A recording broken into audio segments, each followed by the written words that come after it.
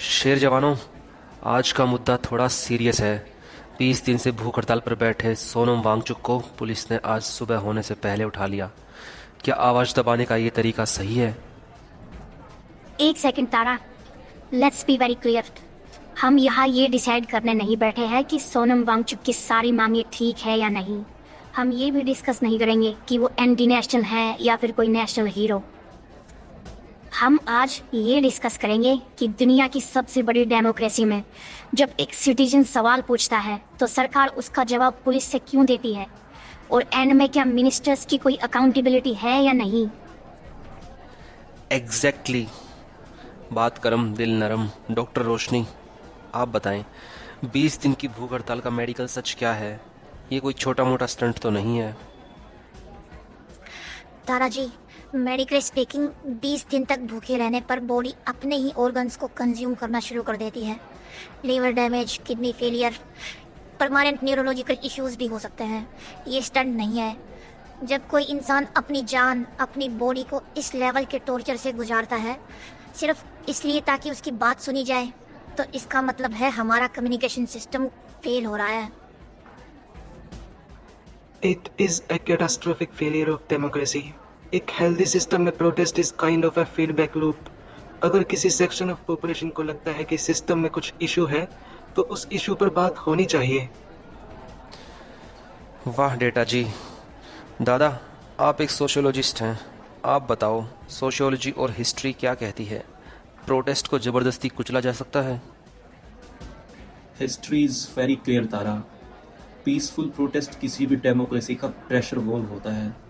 अगर कुकर में प्रेशर बन रहा है और आप वॉल्व को ही ब्लॉक कर दोगे तो कुकर फटेगा। जब आप शांतिपूर्ण तरीके से बात करने वाले को जेल में डालते हैं या हॉस्पिटल में फेंकते हैं तो आप इफेक्टिवली सोसाइटी को ये मैसेज दे रहे हैं कि पीसफुल डायलॉग डजंट वर्क। ये किसी भी देश के फ्यूचर के लिए डेंजरस मैसेज है। दादा, आपने डायलॉग्स की बात की, यही मेरा सबसे बड़ा सवाल है। अगर सरकार को लगता है कि वांगचुक जी की डिमांड्स इलॉजिकल हैं या उसका तरीका गलत है, तो फिर एक अनबाइस्ड प्रेस कॉन्फ्रेंस क्यों नहीं होती? एक ओपन डायलॉग क्यों नहीं होता? रात को पुलिस भेजकर प्रोटेस्ट साइट क्लियर कराना वीकनेस का साइन है, स्ट्रेंथ का नहीं। Exactly. The scientific method requires open debate. अगर आपके पास बेटर डेटा है या फिर कुछ अच्छे आइडियाज हैं तो आप टेबल पर आइए और प्रूव कीजिए। Police is not the way. Police is just a suppression mechanism. सही पकड़े हैं दोनों। लेकिन नैना, सवाल ये है कि आखिर टेबल पर आएगा कौन? पुलिस तो भेज दी, पर मंत्री जी कहाँ हैं? यही तो इस देश की सबसे बड़ी ट्रेजेडी है तारा, ओनरशिप। जब कोई नई ट्रेन चलती है या कोई नया ब्रिज बनता है, रोड बनता है, तो बिलबोर्ड्स पर मिनिस्टर्स की फोटो लगती हैं, क्रेडिट लेने सबसे पहले पहुंच जाते हैं।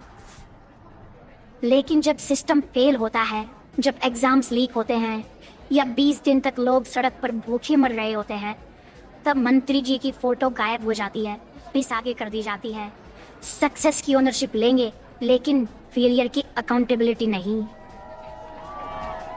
मेडिकली हम इसको पासिंग द बक कहते हैं।